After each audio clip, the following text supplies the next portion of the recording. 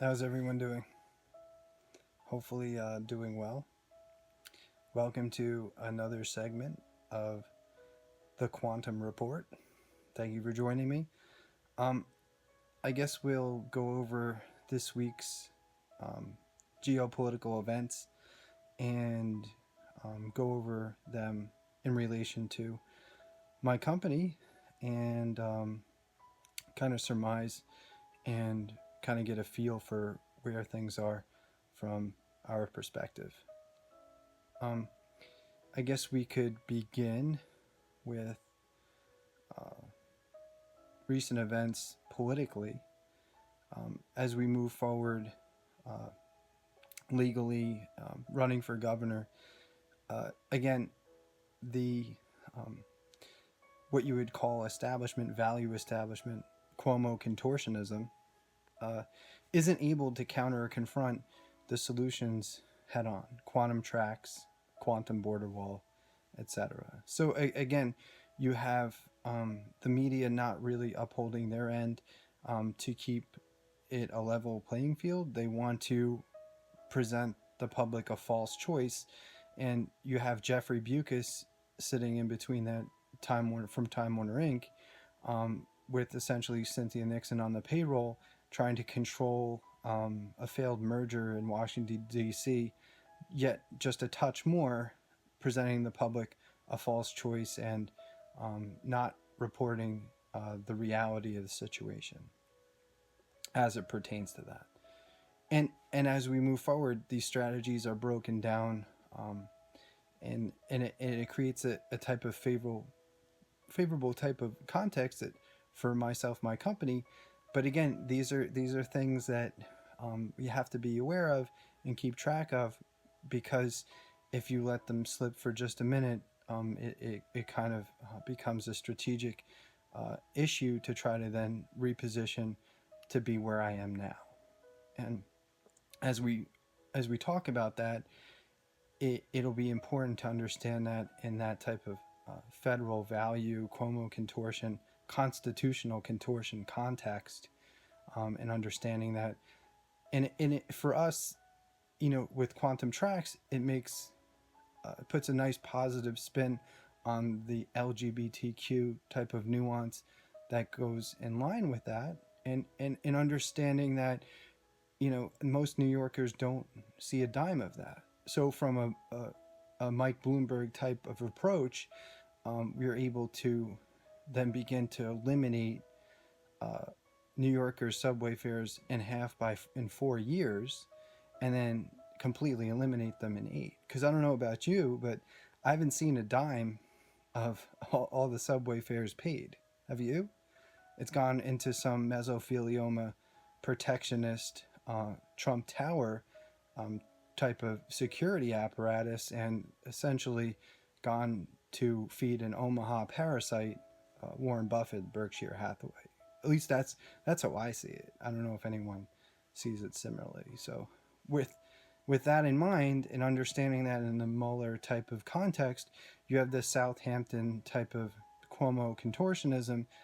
Chris Cuomo seems like stepping down from New Day and that type of issue, and I guess kind of creating a narrative as we approach election. It, with the federal election commission type of criminality preset, understanding that respective of more contact with the Southern District Court, it becomes a type of multivariable calculus that very few can finally wield. And I feel like I don't have that I don't have that perfected, but I have a pretty good understanding about how all the levers of that work. So as Clinton endorses Cuomo in the Cuomo contortionism, it is yet just another value protectionist front, and you see the Benghazi type of nuanced reaction with respect to that, with President Putin hosting Macron, Prime Minister Abe, etc., and essentially the Iranians passing the hot potato back to Benghazi and the value establishment, respective of recent events that you may not be privy to because the value media didn't report it. But obviously, recent geopolitical events in Benghazi are again reverberating throughout the international community as essentially a statement and a comment on the current condition and the current state of the value, the diminished value standing within the international community. So understanding how those things all interplay and intertwine, you begin to say, okay, well, where's the balance with that? And it seems that people are more interested in solutions like um, the formation of the Middle Eastern Union, quantum tracks, and the reapplication of the solar wall to perhaps Yemen, Saudi Arabia, UAE, and um, that type of reciprocity, rather than the same old Cuomo constitutional contortionism of limiting what information is provided to the public so they can't make an informed choice, essentially defrauding the public, like I said, presenting a false choice on the border wall, etc. And some of this has to do with Jeffrey Bewkes. Um, Actually, a majority of it does, but this is a coordinated, collusive type of criminal charade that goes on, and then understanding that and how to break that down becomes of the utmost importance.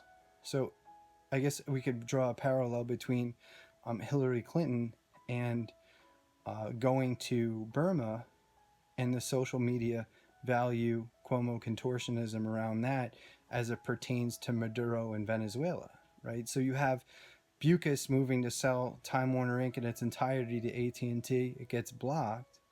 But part of the shadow accounting fraud is that money is laundered through Venezuela into the Middle East for value to create a perpetual state of war, right? But the type of central banking undercurrent, Goldman Sachs, etc., wouldn't like you to know about that. And with the social media value protectionist construct that insulates that, it's not very well known the state of um, the economy there in Venezuela due to that type of value social media backed hegemonic nuance that obviously has seen a pushback from the international community, respective of Mark Zuckerberg and having to testify and appear, and obviously dealing with that issue. So when you begin to break that down and you see how is Maduro in Venezuela similar to Hillary Clinton and Burma in the recent Benghazi reverberation, you begin to see, okay, well, their economy is being um, targeted. There isn't very much transparency on that, and that's being done to accommodate a value merger to redirect multi-billion-dollar fraud and criminality about creating a perpetual state of war in the Middle East. And that's pertained to Venezuela and Maduro. And then as you begin to bridge that comparison, okay, well, how is that similar to Burma? You have Aung San Suu Kyi, who I helped bring to attention of former Secretary of State Clinton, what the issue was with that, with respect to Jamie Dimon, J.P. Morgan Chase, and the shadow banking fraud leading up to the financial crisis of 2008.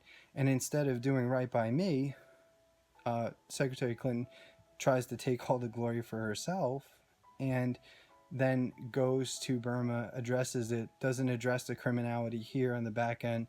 The sanctions are removed by former President Obama without any finality on the legal circumstances or the legal backdrop, and their economy is put into a perpetual state of chaos as well. So you can see Hillary Clinton being and Chelsea Clinton getting a job, NBC Universal, GE, Comcast on the back end of exposing shadow banking and insider trading fraud involving NBC Universal, GE, Comcast merger, exposing the shadow banking, how that parallel between shadow banking is similar to the shadow accounting of Venezuela.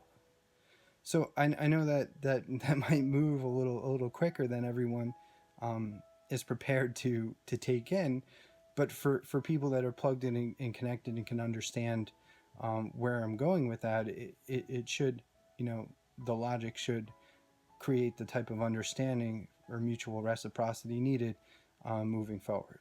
So I feel like the current state of affairs, economic superposition, if you will, um, you can see that there is a value federal protectionist hegemonic construct that is essentially backed by the social wire fraud, social value sickness, if you will, and essentially to break through to be able to take market share and actually have create the traction necessary.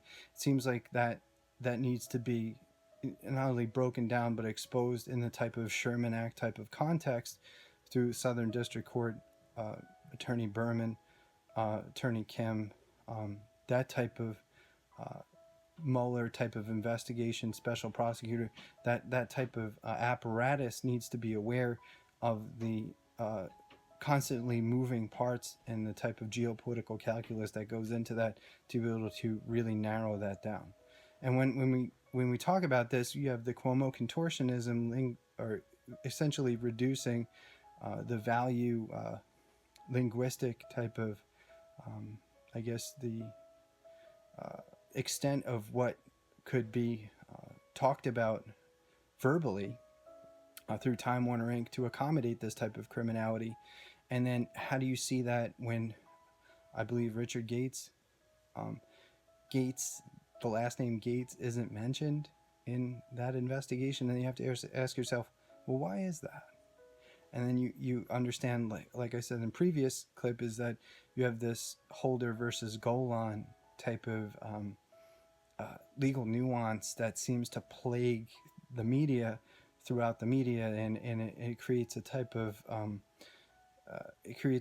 revolving door value federal protectionist construct where criminality like that is never really addressed in the proper judicial context. And the way that I begin to be able to create the conditions for that is we use the probes like quantum tracks, the quantum solar wall, different types of innovation to probe the criminality, to begin to create the conditions for someone like Special Prosecutor Mueller or Attorney Berman or Kim to be able to understand and then use that to be able to break down the criminality in the proper Sherman Act construct, or however way that they would see fit in pursuing that. And I feel like we do a fairly good job of that, right?